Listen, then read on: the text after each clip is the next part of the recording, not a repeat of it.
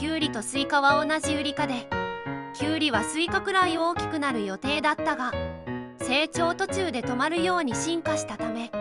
スイカの途中で諦めたバージョンと言われている。タコの吸盤には味を感じる細胞があり、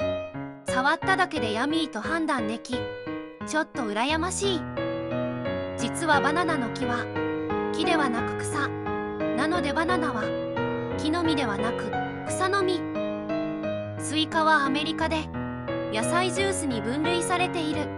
理由は水分が 90% 以上で、農業上も野菜として栽培されるからで、スイカは飲み物なのである。ペンギンの求愛はオスがメスに一番きれいな石をプレゼントする。